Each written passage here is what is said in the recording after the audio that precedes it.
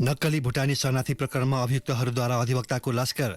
पूर्व गृहमन्त्री बालकृष्ण खाँडको पक्षमा 34 जनाले बहस गर्दै 9 दिन सकिँदा आधाको मात्रै बहस। आगामी आर्थिक वर्षको बजेटका कारण सत्ता गठबन्धनमै खटपट, संशोधन नभए पारित हुन नदिने एकीकृत समाजवादी र जसपाको चेतावनी। मुलुकका 539 क्याम्पसमा विद्यार्थीको संख्या 100 भन्दा कम। विद्यार्थी कम भएपछि आर्थिक सङ्कटमा परेका 65% क्याम्पस बन्द हुने अवस्थामा। पाकिस्तानको सिन्ध प्रान्तस्थित तटीय क्षेत्रमा बिपरजोय नामक चक्रवातको खतरा, 80,000 मानिसलाई अन्यत्र सारियो। र आइसिसी 1 दिवसीय विश्वकप छनौटको तयारीमा रहेको राष्ट्रिय क्रिकेट टोलीले आज युएईसँग अभ्यास म्याच खेल्दै। नमस्कार, कान्तिपुर डायरीका साथमा सहकर्मी पुजनी र म रमेश। समाचार अब विस्तारमा। फौजदारी मुद्दा दर्ता भएपछि अदालतमा शुरू हुने बहसको मुख्य उद्देश्य हो मुद्दाको किनारा नहुन्जेल अभियुक्तलाई थुनाभित्र राख्ने कि बाहिर। पूर्वपक्षको सुनुवाई वा थुनछेकको बहस भनिने यस्तो प्रक्रिया सामान्यतः 1-2 दिनमा सकिन्छ। तर नक्कली भुटानी शरणार्थी प्रकरणको मुद्दामा पूर्वपक्षको बहस चलेको 9 दिन पुग्दा हिजोसम्म आधाभन्दा बढी अधिवक्ताको बहस हुनै बाँकी छ। किनकि आरोपीहरूले जिल्ला अदालतमा अधिवक्ताहरूको शक्ति प्रदर्शन नै गराएका छन्।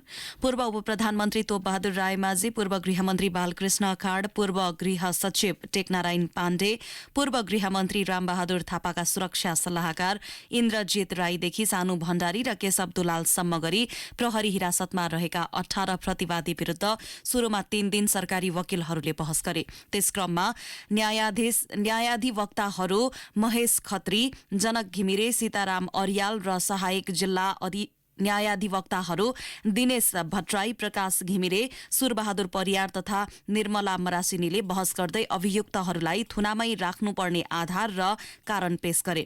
उनीहरूले बयान मात्र होइन, आर्थिक लेनदेनका प्रमाण पनि देखाए। चौथो दिनबाट प्रतिवादीका वकिलहरूले बहस शुरू गरेका हुन्। 9औं दिनसम्म प्रतिवादीका 55 जनाले बहस गरिसकेका छन्। 55 जना नै बाँकी छन्। हालसम्म प्रतिवादीहरू तोपबहादुर रायमाझी, टेकनारायण पाण्डे, सन्दीप रायमाझी, केशव दुलाल, सानु भण्डारी, टंक गुरुङ, सन्देश शर्मा, सागर राई, इन्द्रजित राई, रामशरण केसी, नरेन्द्र केसी र गोविन्द चौधरी गरी 12 जनाको बहस सकिएको छ। अब बालकृष्ण खाँड, आङटावा शेर्पा, शमशेर मिया, टेकनाथ रिजाल, लक्ष्मी महर्जन र हरिभक्त महर्जनको पक्षबाट बहस हुन बाँकी छ। खाँडका तर्फबाट मात्रै 34 वकिल छन्। अन्य प्रतिवादीहरूले पनि अधिकतम 16 जनासम्म अधिवक्ताहरू राखेका छन्।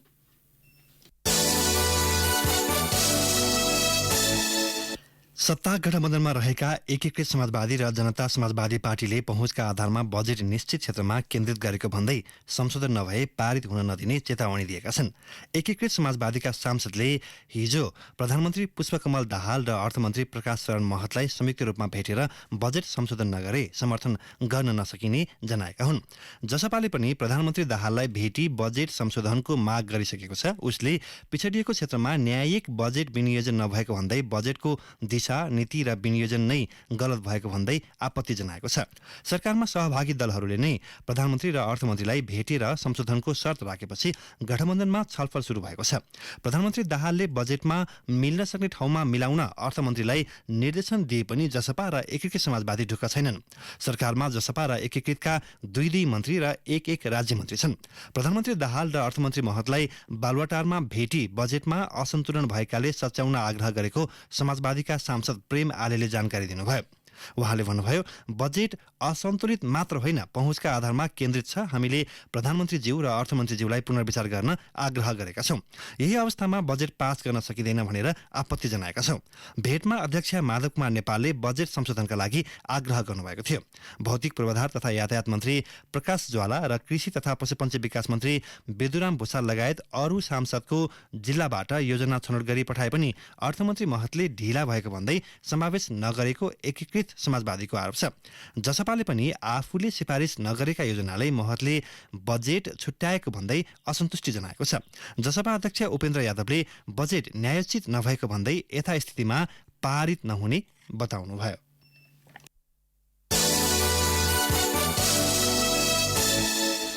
अर्थमन्त्री प्रकाश शरण महतले संसदीय क्षेत्र पूर्वाधार विकास कार्यक्रमको बचाउ गर्नुभएको छ। प्रतिनिधि सभामा आगामी आर्थिक वर्षको राजस्व र व्ययको वार्षिक अनुमानमाथिको छलफलमा सांसदले उठाएका प्रश्नको जवाफ दिने क्रममा अर्थमन्त्री महतले निर्वाचन क्षेत्रमा अधिक माग गरिएकाले त्यसमा सहयोग होस् भनेर अगाडि बढाएको बताउनुभयो। सांसदहरूको सिफारिसमा कम्तीमा 1 करोडको आयोजना अगाडि बढाउने योजना रहेको भन्दै उहाँले कुल 165 निर्वाचन क्षेत्रमा समान रूपमा पुँजीगत खर्चका रूपमा 5-5 करोड विनियोजन गरिएको जानकारी दिनुभयो। बजेटको महत्त्वलाई कम गरेर देखाउने हिसाबले यो संसदीय क्षेत्र पूर्वाधार विकास कार्यक्रमलाई कोष यो संसदहरूले चाहिँ आफ्नो खल्तीमा राख्नलाई चाहिँ विनियोजित गरे हो भनेर चाहिँ प्रस्तुत भयो। त्यो होइन भनेर म स्पष्ट गर्न चाहन्छु। यो वास्तवमा संसदीय क्षेत्र पूर्वाधार विकास कार्यक्रम हो। मान्यज्यूहरूको कतिपय चाहिँ निर्वाचन क्षेत्रमा यथेष्ट बजेट पुगेन भनेर अत्यन्त बेखुसी हुनुहुन्छ। कदम कदाचित कुनै ठाउँमा छुटिहाल्यो भने कहीँ अलिक कम भयो भने कमसेकम निर्वाचन क्षेत्र पूर्वाधार विकास कार्यक्रम छ, संसदीय क्षेत्र पूर्वाधार विकास कार्यक्रम छ, त्यस मार्फतबाट 5 करोड चाहिँ कम्तीमा पनि सुनिश्चित हुन्छ। यो पुँजीगत खर्च नै हो। अर्थमन्त्री महतले पुरानो सांसद विकास कोषको जसरी कार्यक्रम अगाडि नबढाइने भन्दै त्यसका लागि नयाँ कार्यविधि ल्याउने दावी गर्नुभयो। जनताले सांसदलाई कानून निर्माताका रूपमा मात्रै नबुझेकाले संसदीय क्षेत्र पूर्वाधार विकास कार्यक्रम ल्याएको मन्त्री महतको भनाइ थियो।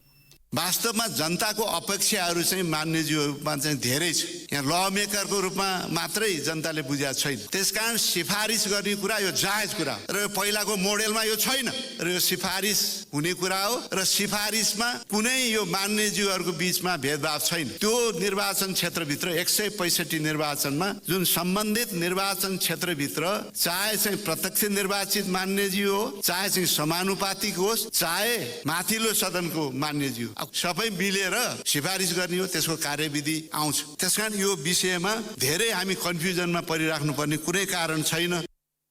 कुनै सांसदले संसदीय क्षेत्र पूर्वाधार विकास कार्यक्रमको रकम अनुसार आयोजना सिफारिस नगर्न चाहेमा रकमान्तर गरी पुँजीगत खर्च गर्न मिल्ने पनि मन्त्री महतको भनाइ छ। यसैबीच अर्थमन्त्री महतले नेपाली अर्थतन्त्रका समस्यालाई स्वीकार गरेर बजेट ल्याएको दावी गर्नुभयो। बजेटमाथि सांसदले उठाएका प्रश्नको जवाफ दिँदै उहाँले मुलुकका समस्या एकै चरणमा समाधान गर्न नसकिने भएकाले बजेटमा सुधार र कार्यान्वयनको प्रस्ताव राखेको बताउनुभयो। अहिलेको अवस्थामा देखिएका समस्याहरू के छन्, राजस्वको स्थिति के छ, वैदेशिक ऋण र सहायताको स्थिति के छ, आन्तरिक ऋणको अवस्था के छ, मौद्रिक नीतिले ल्याएका प्रभावहरू के छन्, फिस्कल पोलिसीले ल्याएका प्रभावहरू के छन्, गत समयका सरकारहरूले गरेका निर्णयहरूको प्रभाव के कस्तो परेको छ, कोभिडको के कस्तो प्रभाव परेको छ, यी तमाम कारणहरूले गर्दा हाम्रो अर्थतन्त्रमा के कस्ता प्रभावहरू परे, त्यसले राजस्वमा के कस्तो दबाव सिर्जना गर्यो। त्यस्तै गरेर चाहिँ यो पुँजी प्रवाहमा अर्थतन्त्रमा तरलता दिनेमा के कस्ता चाहिँ समस्याहरू आए, त्यसलाई मैले स्वीकार गरेर अगाडि बढाएको छु। मन्त्री महतले नेपालको अर्थतन्त्रमा समस्या रहेको र आर्थिक वृद्धि कम भएको भन्दै राजस्व असुली घटेको तथा आन्तरिक ऋण लिइरहनु परेको बताउनुभयो। कोशी प्रदेश सरकारले नामाकरणमा असन्तुष्टि जनाउँदै आन्दोलनरत पक्षलाई वार्ताका लागि पत्र पठाएको छ। प्रदेश 1 पुनः नामाङ्कन संयुक्त संघर्ष समितिलाई प्रदेश सरकारले वार्ताका लागि पत्र मार्फत आह्वान गरेको हो। पत्रमा भनिएको छ, कोशी प्रदेश नामाकरण भएपछि नामाकरणका सम्बन्धमा असन्तुष्ट पक्षसँग वार्ता र संवादको माध्यमबाट समस्याको समाधान खोज्ने प्रयोजनका लागि प्रदेश सरकारले गठन गरेको वार्ता टोलीको आज बसेको बैठकबाट संघर्ष टोलीसँग वार्ता एवं संवाद गर्ने निर्णय भएको हो। यसैबीच प्रदेश 1 पुनः नामाङ्कन संयुक्त संघर्ष समितिका सदस्य जीवन राईले पत्र पाएसँगै अब वार्ता टोली गठन गरेर तयार हुने बताउनुभयो।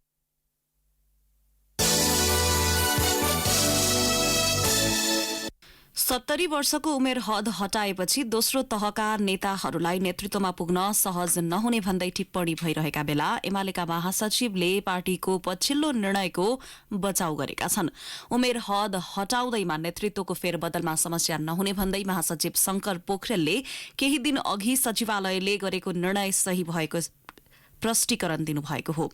काठमाडौँमा आयोजित कार्यक्रममा उहाँले भन्नुभयो, पुष्पलाल प्रचण्डजी 45 सालदेखि लगातार प्रमुख नेतामा हुनुहुन्छ र हाम्रो पार्टीभित्र 45 साल पछाडिको कुराकानी गर्नुहुन्छ भने मदन भण्डारी नेता बन्नुभयो, माधव नेपाल नेता बन्नुभयो, झलनाथ खनाल नेता बन्नुभयो, केपी ओली नेता बन्नुभयो। एकातिर एकजना मात्रै नेता, अर्कोतिर 5 जना नेता भएको पार्टी हो। त्यस अर्थमा यो पार्टीमा यो विषय उठाएर चाहिँ नेतृत्वको जीवन्ततामा समस्या हुन्छ कि भन्नु पर्दैन। त्यो चाहिँ 70 वर्षको उमेर हदले चाहिँ नेतृत्वमा बदलाव आउने, लोकतान्त्रिक विधिबाट नेतृत्वमा बदलाव आउँदैन भन्ने खालको कुरा केही होइन, किनकि हाम्रो पार्टीले आफ्नो अभ्यासद्वारा त्यो कुरालाई स्थापित गर्दै आएको कुरा म तपाईहरुका बीचमा राख्न चाहन्छु। पार्टीको विधान महाधिवेशनले राखेको उमेर हदको प्रावधान सचिवालयले निलम्बन गरेको भन्दै एमाले भित्र असन्तुष्टि देखा परेका छन्। महासचिव पोखरेलले भने एकीकृत समाजवादीबाट आएका नेताको व्यवस्थापनका लागि मात्र उमेर हद हटाइएको बताउनुभयो। नेकपा एकीकृत समाजवादीका तेस्रो तहका नेता मुकुन्द नेउपानेलाई पार्टी एकीकरणको प्रक्रियामा जोड्ने प्रयत्न अन्तर्गत उहाँलाई केन्द्रीय कमिटीको सदस्यमा मनोनयन गरिसकेपछि उठ्ने प्रश्नको सम्बोधनका रूपमा हामीले स्थगन गरेका छौँ, जुन कुरा हामीले बाहिर बताइसकेका छौँ। तर त्यसले नेकपा एमाले लोकतान्त्रिक अभ्यासमा र नेतृत्वको जीवन्ततामा विश्वास गर्ने पार्टी हो भन्ने कुराका सन्दर्भमा प्रश्न उठाउनु पर्ने विषय नै होइन। उमेर हद हटेपछि वर्तमान अध्यक्ष केपी शर्मा ओलीले नै नेतृत्व निरन्तरता पाउने गरी सो प्रावधान हटाइएको टिप्पणी भइरहेका छन्। कान्तिपुर डायरीमा अब ब्रेकको पालो। ब्रेकपछि कान्तिपुर डायरीमा अब बाँकी प्रसङ्ग। मुलुकभरका 100 भन्दा कम विद्यार्थी भर्ना रहेका 539 क्याम्पस बन्द हुने अवस्थामा पुगेका छन्। विश्वविद्यालय अनुदान आयोगका अनुसार देशभर 1440 आङ्गिक, सामुदायिक र निजी क्याम्पस सञ्चालनमा छन्। तीमध्ये 300 निजी, 218 सामुदायिक र 21 क्याम्पसमा 100 भन्दा थोरै विद्यार्थी छन्। थोरै भएका सामुदायिक र निजी क्याम्पसले अध्यापक कर्मचारीलाई नियमित तलब सुविधा पनि दिन सकेका छैनन्। सञ्चालन खर्चको अभावमा ती क्याम्पस बन्द हुने अवस्थामा पुगेको क्याम्पस प्रमुखहरूको भनाइ छ। त्रिभुवन सहितका विश्वविद्यालयको अनुमतिमा 753 निजी, 737 सामुदायिक र करिब 150 आङ्गिक क्याम्पस सञ्चालनमा छन्। त्रिवीबाटै सम्बन्धन पाएका सबैभन्दा धेरै आङ्गिक, सामुदायिक र निजी क्याम्पस विद्यार्थी अभावले सङ्कटमा छन्। विद्यार्थी अभावका कारण क्याम्पसहरू समायोजन गर्नुपर्ने अवस्था आएको आयोगका सदस्य सचिव शङ्कर भण्डारीले बताउनुभयो। अनुदान आयोगको तथ्याङ्कमा करिब 200 क्याम्पसमा 100 भन्दा बढी 200 सम्म विद्यार्थी अध्ययन गर्छन्। 200 देखि 500 विद्यार्थी पढ्ने क्याम्पसको संख्या 300 हाराहारी छ भने 500 देखि 2000 सम्म विद्यार्थी अध्ययनरत क्याम्पसको संख्या करिब 200 छ। 28 वटा क्याम्पसमा मात्र 2000 भन्दा बढी विद्यार्थी पढ्ने आयोगले जनाएको छ। धेरै विद्यार्थी भर्ना हुने क्याम्पस 28 मध्ये पनि 21 वटा आङ्गिक हुन्। उच्च शिक्षामा 4.5 लाख विद्यार्थी अध्ययनरत छन्। 39% अर्थात् 1,34,000 विद्यार्थी सामुदायिकमा भर्ना हुन्छन्। निजीमा 34 र आङ्गिकमा 36.5% पढ्छन्। विद्यार्थी संख्या कम भएपछि आयोगले सामुदायिक क्याम्पस समायोजनको छलफल चलाएको छ। ती क्याम्पसको विषय, कार्यक्रम र संकायबीच समायोजन गर्नुपर्ने आयोगका अध्यक्ष देवराज अधिकारीले बताउनुभयो। छात्रावास सुविधा दिएर क्याम्पसहरू मर्जर गर्न सकिने विज्ञहरूको सुझाव छ। त्रिवीका 529 सामुदायिक क्याम्पस छन्। सबैभन्दा बढी यिनै क्याम्पसमा विद्यार्थी अभाव छ। आयोगले मापदण्ड सहित नीति कार्यक्रम लागू गरेपछि विश्वविद्यालयले समायोजनको पहल गर्नुपर्ने अधिकारीले जनाउनुभयो। त्रिवीका शिक्षा, मानविकी, व्यवस्थापन लगायतमा विद्यार्थी संख्या घट्दै गएकाले समायोजनमा जानुपर्ने डिन कार्यालयले पनि बताउँदै आएका छन्। सामुदायिक मध्ये करिब 250 क्याम्पस तत्काल समायोजन गर्नुपर्ने अवस्थामा रहेको आयोगको अनुमान छ। सामुदायिक र आङ्गिक क्याम्पस सञ्चालनका लागि आयोगले वार्षिक अनुदान उपलब्ध गराउँछ। त्रिवीका 553, पूर्वाञ्चलका 106, पोखराका 58 क्याम्पस निजी सम्बन्धनमा सञ्चालित छन्। निजी मध्ये करिब 50% कलेजमा 100 भन्दा थोरै विद्यार्थी छन्। त्रिवीका 62, मध्य पश्चिमका 18, सुदूरपश्चिम र संस्कृतका 15, कृषि तथा वन विज्ञानका 11 आङ्गिक क्याम्पस सञ्चालनमा छन्। 100 भन्दा कम विद्यार्थी भएका सामुदायिक क्याम्पस गाभ्ने र आङ्गिक क्याम्पसको हकमा न्यून विद्यार्थी भएका कार्यक्रम समायोजन गर्न मापदण्ड बनाउने अवधारणा पत्र समेत तयार भइरहेको छ। देशभरका 1440 क्याम्पस मध्ये करिब 65% कठिन अवस्थातर्फ उन्मुख बन्दै गएको अनुमान छ। सबैभन्दा बढी बागलुङ, स्याङ्जा र मकवानपुरका क्याम्पसमा विद्यार्थी अभाव छ। हाल 11 विश्वविद्यालय सञ्चालनमा छन्। यी बाहेक प्रदेश तहमा गण्डकी, मनमोहन प्राविधिक, मधेस कृषि, लुम्बिनी प्राविधिक, मधेस विश्वविद्यालय सञ्चालनमा छन्। नेपाल योगमाया आयुर्वेद, राष्ट्रिय प्रतिरक्षा, मदन भण्डारी विज्ञान तथा प्रविधि, दशरथ चन्द स्वास्थ्य विज्ञान, पशुपति हिन्दू विश्वविद्यालयको प्रस्ताव र स्थापनाको चर्चा भइरहेको छ। 11 विश्वविद्यालय नै पर्याप्त विद्यार्थी नपाएर सङ्कटमा परेका बेला विश्वविद्यालयको संख्या दोब्बर अर्थात् 22 पुग्ने सम्भावना देखिएको छ।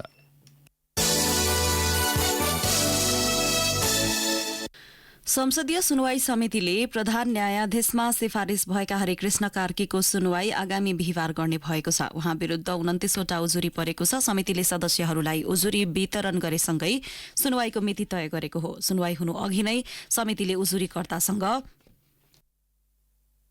छलफलको तयारी गरेको छ। उजुरीकर्ताले कार्की एमाले कार्यकर्ता भएकाले निष्पक्ष न्याय सम्पादन हुन नसक्ने आरोप लगाएका छन्। एक उजुरीकर्ताले कार्की विरूद्ध लगाइएको आरोपमा भनिएको छ, कुनै पार्टीको सक्रिय राजनीतिमा रही काम गरी बटुलिएको मानिस कसरी सर्वोच्च अदालत जस्तो न्यायको मन्दिरमा न्यायाधीश नियुक्त हुन सक्छ। कार्कीलाई आफ्नै ल फर्मका साझेदार अग्नि खरेलले न्यायाधीश बनाएको ती उजुरीकर्ताको आरोप छ। अर्का उजुरीकर्ताले कार्कीको नियुक्तिका लागि संवैधानिक परिषद सम्बन्धी काम, कर्तव्य र ऐन रिक्त रहेको, त्यस विरूद्ध सर्वोच्चमा मुद्दा विचाराधीन रहेकाले उनको नियुक्ति नै कानून अभावको अवस्थामा भएकाले सिफारिस खारेज गर्न माग गरेका छन्। कार्कीलाई नाम मात्रै लेखाउन प्रधान न्यायाधीशमा नियुक्त गर्न नहुने उजुरीकर्ताको माग छ। कार्कीले 65 वर्षे उमेर हदका कारण श्रावण 19 मा अवकाश पाउँदै हुनुहुन्छ। कार्की विरूद्ध जिल्ला न्यायाधीश श्री कृष्ण भट्टराईले उजुरी दिनुभएको छ। भट्टराईले उहाँ पद लोलुप व्यक्ति भएको आरोप लगाउनु भएको छ। भट्टराईको उजुरीमा भनिएको छ, दलीय भागभण्डामा आफ्नै फर्मका पूर्व साझेदार मन्त्री भएको मौकामा प्राकृतिक न्यायको सिद्धान्तको धज्जी उडाउँदै सहप्रवेशी मुख्य न्यायाधीश एवं सिनियर वकिलहरूको रोल क्रम मिच्दै न्यायाधीशमा अनुमोदित हुँदा संसदीय सुनवाई समितिले दिएको वरिष्ठता सच्याउने निर्देशन समेत अवज्ञा गरी नाति जर्नेल स्टाइलमा 2073 सालमा सर्वोच्च छिरेका कार्कीले 7 वर्षमै के त्यस्तो तिलस्मी योगदान दिए, तसर्थ उनको नाम सार्वभौम संसदीय समितिबाट अस्वीकृत होस्। अर्का उजुरीकर्ताले लेबोरेटरी स्कुललाई निजीकरण गराएको आरोप कार्कीमाथि लगाएका छन्।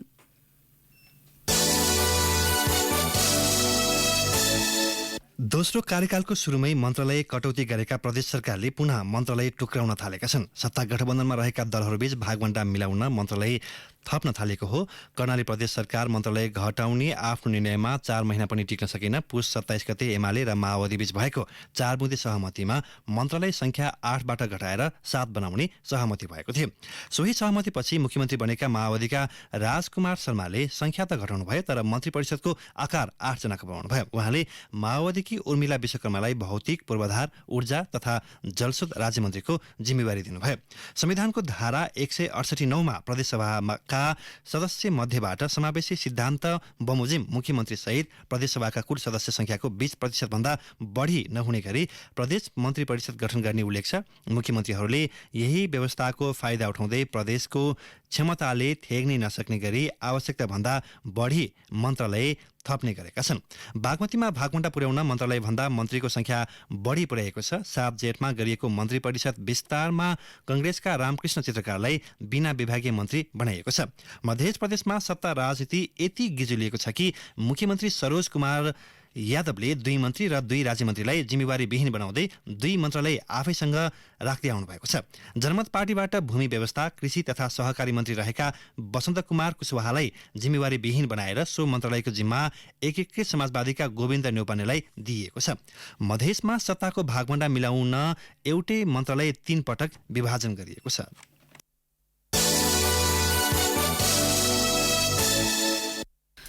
ब्रेन ट्युमरका बिरामीलाई एकै ठाउँमा सबै किसिमको उपचार उपलब्ध गराउन वीर अस्पतालमा राष्ट्रिय ब्रेन ट्युमर केन्द्र स्थापना गरिएको छ। चिकित्सा विज्ञान राष्ट्रिय प्रतिष्ठान अन्तर्गतको वीरको स्नायु शल्यक्रिया विभागमा सो केन्द्र स्थापना गरिएको हो। केन्द्रमा ब्रेन ट्युमरको शल्यक्रियासँगै स्नायु चिकित्सक, क्यान्सर विज्ञ उपलब्ध हुनेछन्। गत बिहिबारदेखि सञ्चालनमा आएको केन्द्रमा बिरामीले सीटी, एमआरआई, रेडिएसन, किमोथेरापी, विभिन्न परीक्षण सहित चिकित्सा सेवा समेत पाउनेछन्। ब्रेन ट्युमर अत्यन्त घातक रोग मानिन्छ। ब्रेन ट्युमरको अर्थ मस्तिष्कमा असामान्य कोशिकाको वृद्धि हुनु हो। ब्रेन ट्युमर भए सामान्यतया अत्यन्त टाउको दुख्ने, रिङ्गटा लाग्ने, शरीरमा असन्तुलन जस्ता समस्या देखिन्छन्।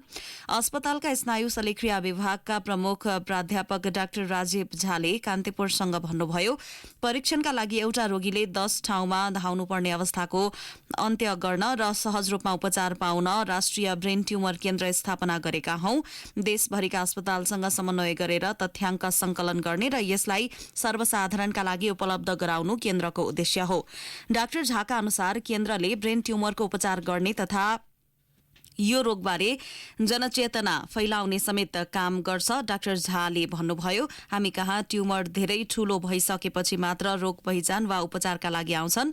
त्यसले उपचारपछि पाउनुपर्ने सकारात्मक प्रतिफलमा धेरै कमी हुने गरेको छ। मुलुकमा अधिकांश ब्रेन ट्युमरका बिरामी आँखा देख्न छाडेपछि, कान सुन्न नसकेपछि, बोल्न नसक्ने भएपछि, दिशा पिसाब गरेको थाहा नपाउने भएपछि, विभिन्न किसिमको पक्षघातको लक्षण देखिएपछि वा छारे रोग भएपछि अस्पताल पुग्ने गरेको डाक्टर झाको भनाइ छ।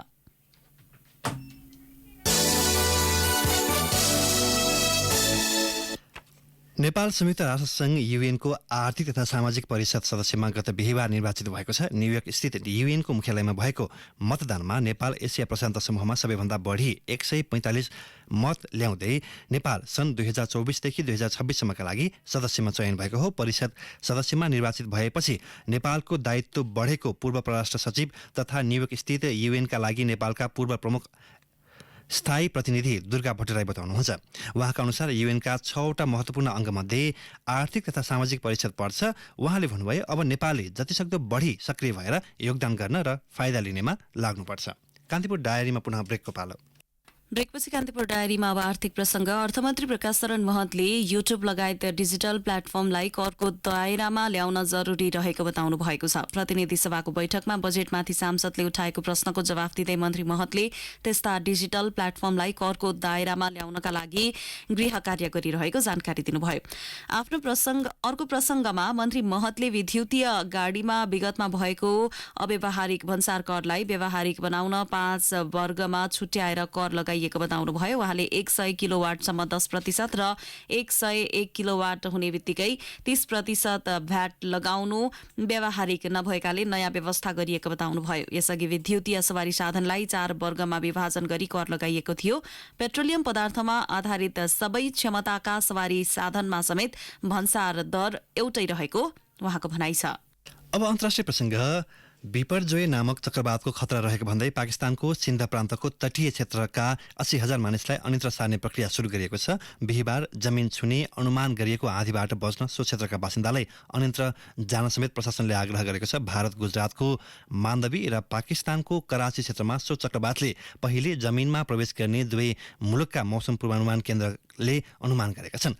तटीय क्षेत्रका 80,000 मानिसलाई अन्यत्र सार्न सिन्ध प्रान्त सरकारले सेना परिचालन गरेको छ। 2,000 मानिसलाई सुरक्षित स्थानमा शिविरमा सारिसकेको सिन्धन प्रान्तका मुख्यमन्त्रीको कार्यालयले जनाएको छ। भारत गुजरातको कच्छ क्षेत्रका 2 ठूला बन्दरगाह मुन्द्र र कान्तलालाई सोही क्षेत्रमा पर्छन् भने विश्वकै सबैभन्दा ठूलो जामनगर तेल प्रशोधन केन्द्र पनि चक्रवात आउने भनिएको क्षेत्रमा नै पर्ने अल जजिराले उल्लेख गरेको छ।